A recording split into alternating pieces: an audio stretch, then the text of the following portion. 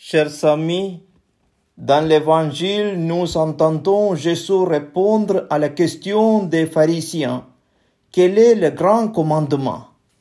S'ils s'interrogent Jésus, ce n'est pas pour approfondir l'enseignement de la loi, mais pour tendre un piège Jésus. Il les voyait accomplir chaque jour des œuvres de miséricorde. Il était très proche des blessés de la vie, des malades, des égarés, des infréquentables. Il guérissait les jours du sabbat. On lui reproche d'en faire trop au détriment de la loi de Dieu. Dans sa réponse, Jésus rappelle ce qui est dit dans le livre de Deutéronome. Tu aimeras le Seigneur ton Dieu de tout ton cœur, de toute ton âme et de tout ton esprit.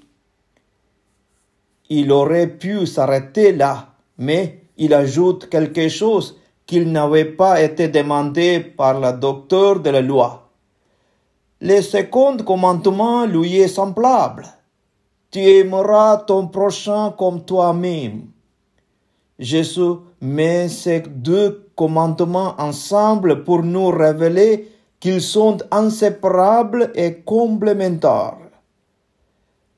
On ne peut aimer Dieu sans aimer les prochains. Si on ne peut aimer les prochains sans aimer Dieu. Pour vivre cet évangile, c'est vers le Christ que nous nous tournons. Ce qu'il nous demande, il a vécu jusqu'au bout.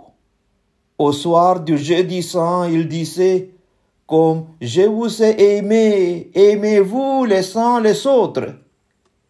Il ne s'agit plus d'une simple loi écrite, mais d'une personne qui se donne. Le Christ continue à insuffler son Esprit Saint à ses fidèles pour animer leurs pensées, leurs paroles et leurs actes. Il leur s'identifie à notre prochain et il nous appelle à les reconnaître dans les autres.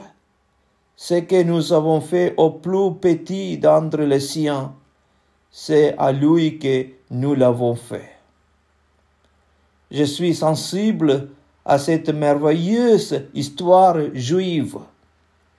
Un vieux rabbin demandait à ses disciples comment ils pouvaient dire quand la nuit était finie et que le jour avait commencé.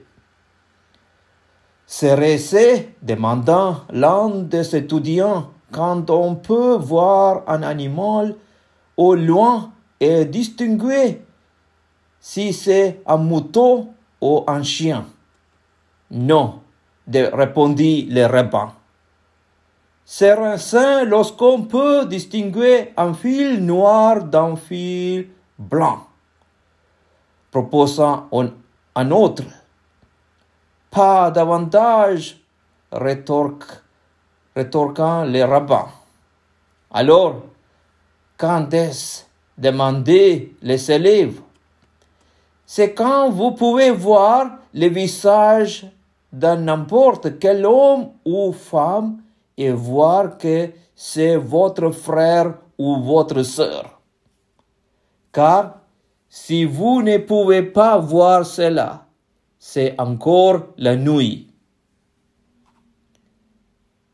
La nuit règne tant que nous n'arrivons pas à découvrir dans le visage de l'autre, même agressif, même hostile, la trace de tout autre dont il est le fils, dont il est la fille.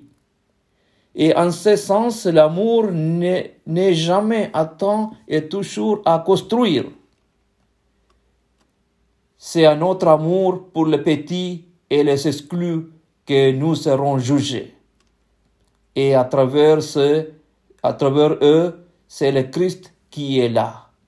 Il nous appelle tous à aimer Dieu au quotidien et en toutes circonstances. Dans le même temps, il nous appelle à aimer au quotidien tous nos frères proches et lointains. Gloire au Père et au Fils et au Saint-Esprit, comme il était au commencement, maintenant et toujours, pour les siècles des siècles. Amen.